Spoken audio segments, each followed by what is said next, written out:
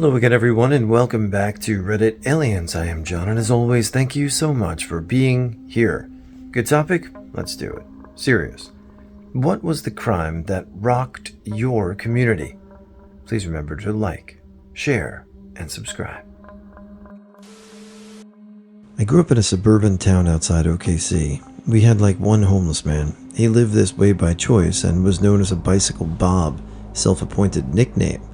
A lot of us teens were friends with him since we would go to the parks to smoke and drink, and he regularly would be camping there. After I graduated, found out some high school kid thought it would be funny to stab him to death. Was shocked to know he had died that way. A kid murdered his own brother in my town years ago. Police found the knife buried in the backyard. His parents to this day do not believe he did. Despite him admitting it and going to prison, they still pay to put up billboards around the town looking for help finding their son's killers.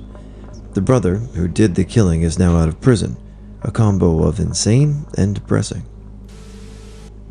I grew up in Puerto Rico in the 90s. In 1999, a little boy named Rolandito Justino went missing.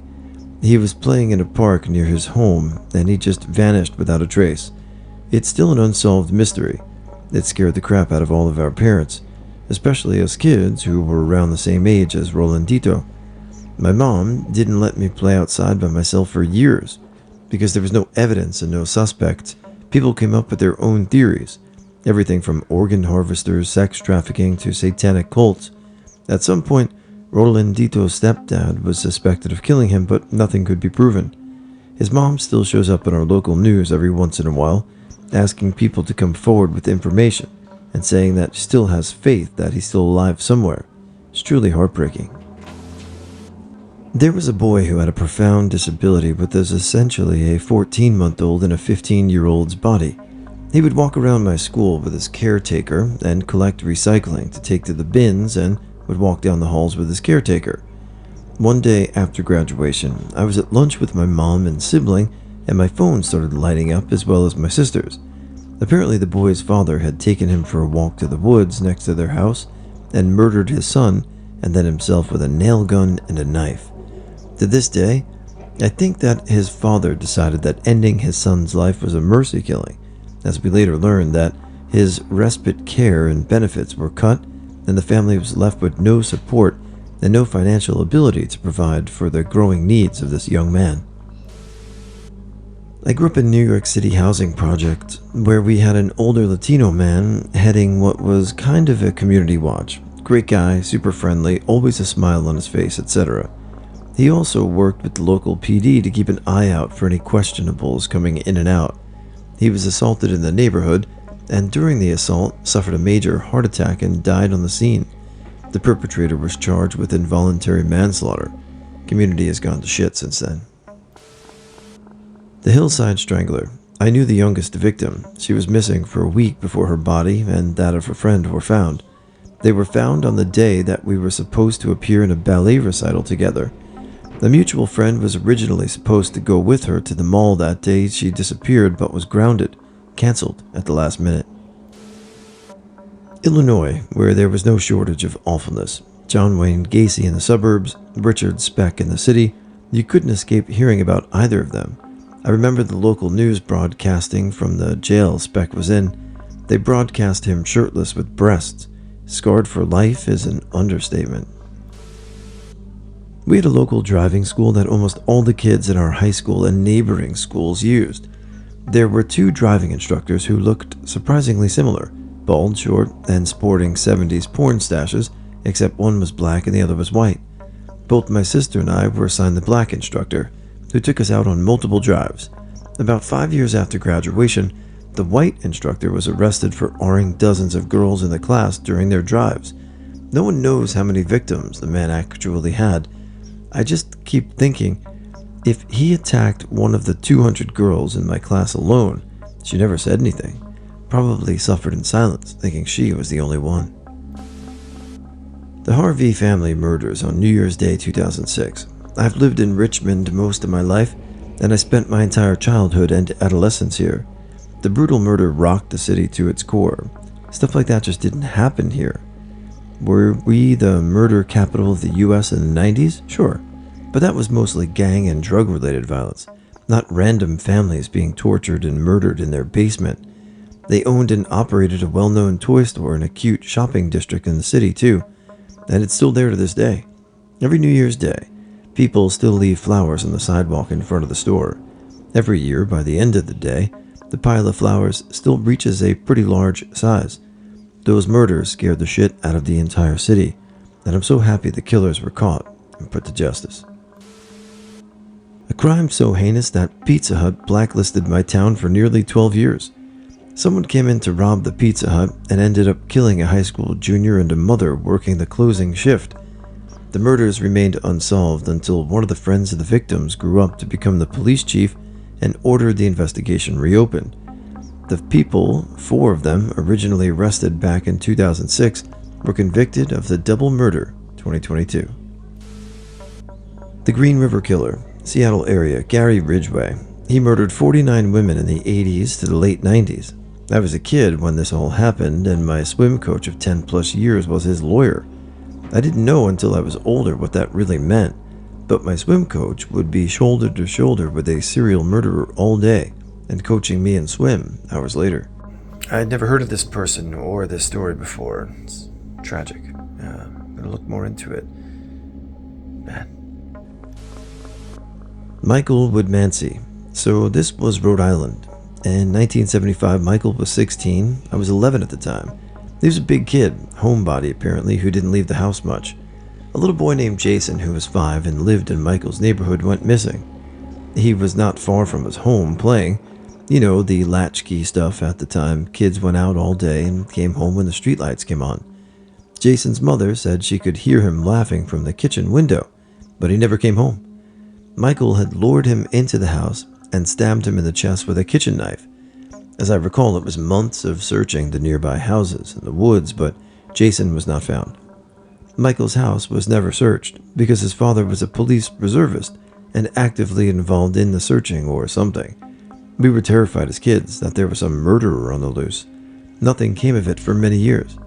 Then in 1982, Michael, now early 20s, lured a paper boy into his house. He plies him with booze and tries to strangle him. The boy escaped and ran home and told his father what had happened. The father called the police and Michael was arrested and questioned. The cops then put it together that he was never interviewed for Jason's disappearance, so they asked him if he remembered the disappearance and if he was involved.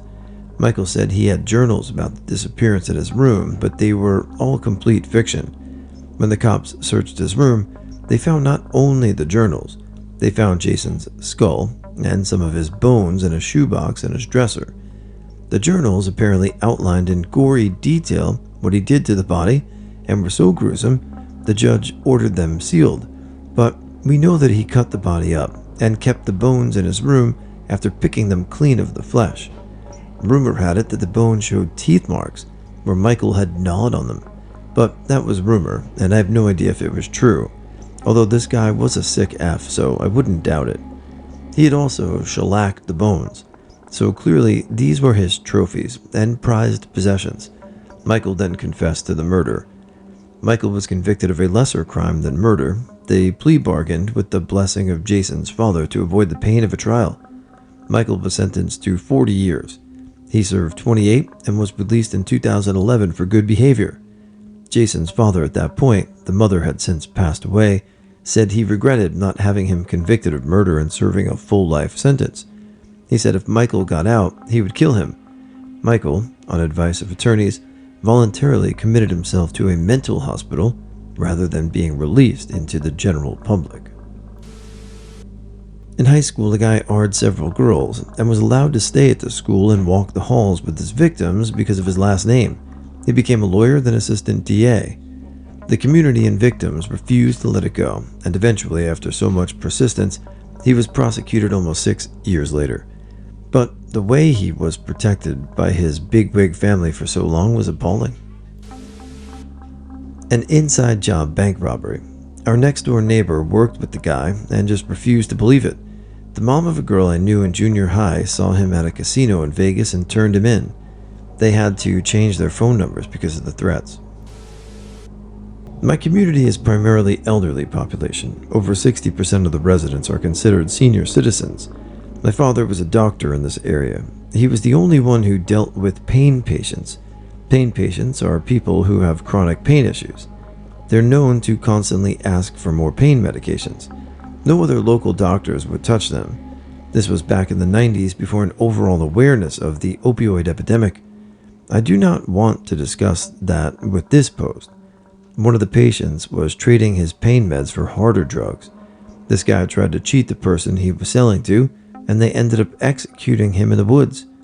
Somehow the local paper decided that my dad was the head of a statewide drug ring and had this guy killed. They wrote a multi-page story on it, and had to show how contentious it was. The author didn't sign their name to the story. This, along with other things, caused an investigation into my dad's practice. The investigation took 2 years, and he didn't practice during that time. This left the majority of our community without a doctor to treat them. He was cleared of all wrongdoing, but going forward, he could not write a script for pain meds without a secondary doctor's approval. He decided to stop treating them. TLDR. Local guy selling pain meds for stronger drugs gets killed for cheating drug dealers, messes up whole county's medical care system. Guy in my neighborhood said he was going to blow his house up. They evacuated the entire block, and any streets close enough in what they considered the blast radius. He doused himself in gasoline and refused to come out. We had SWAT guys in ghillie suits with sniper rifles and cops from every single town I could think of in my state. I saw a bomb squad robot and everything. It started at around 4 p.m. and didn't end until 2 a.m. My mom's murder, Ohio. Nothing like that had ever happened in our town. To this day, people still remember it. This happened back in the 70s. 15-year-old neighbor boy stabbed her to death. His sister was one of my best friends. Sleepovers, second family type of thing. The paramedics stood over her naked body as she bled out. The cops knew he did it, but they didn't get around to arresting him until the next day. They didn't read him his rights, botched the investigation. The sightseers started driving by that day and didn't stop for a long time. He only had to serve time until he was 18. He tried to escape a few days before his release, got extra time, served till he was 21. Of course, the family wasted no time putting the blame on Mom. Said the two of them were having an affair, and in that was demonic fueled. Gratefully, there was very little news reported, even though there were plenty of news people there. This would never happen now, but I was able to keep the news reporting to a minimum. I threatened to sue. I was 18 at the time. Now I'll tell you the craziest thing. A few years ago, my daughter ended up in a psychiatric ward. She met the uncle of the kid that murdered Mom. He was actually younger than the kid. His older sister had him later. I babysat this uncle for a while. Now mind you, this uncle was around 2 to 3 years old when this happened. He told her everything that happened, the whole demonic truth. She chose to believe him. I live in a small town that really never has any big controversies or crimes happen whatsoever. But 6 years ago it came out that the 5th grade teacher at my local Christian school had been exploiting, and grooming his male students over a 5-year period, if not longer. He was also the coach of the 7th grade basketball team and had a camera hidden in the bathroom where kids would shower and change after practice. He saved all the videos and photos on his laptop at his home. He was married and had a 2-year-old son. He's now serving a 60-year sentence. There were 146 counts of SA. He was also my teacher and coach. I was lucky enough to not have been a victim. 2 standouts from my town, within 8 months of the other. First, a girl being stabbed to death in a stairwell at school by her ex-boyfriend because she refused to go to prom with him. She was also dating someone else. Part that kills me most is the killer admitted to his school psychologist that he was having schizophrenic thoughts, and the counselor only brought it to his parents' attention after the fact. This was huge for us, since we were the next town over, and something of that caliber was unheard of until Sandy Hook Elementary School shooting. A decade later, and it's still consistently one of the hardest things to talk about with virtually anyone in the community. I had a patient who I was helping with brain-based therapies after the fact because She called out that day to pick up her son from college, effectively leaving a substitute to teach her class that day, who ended up being a victim of the shooting. The patient's husband was also a cop that responded to the shooting. Just all around, anyone you ask has a story or connection to this.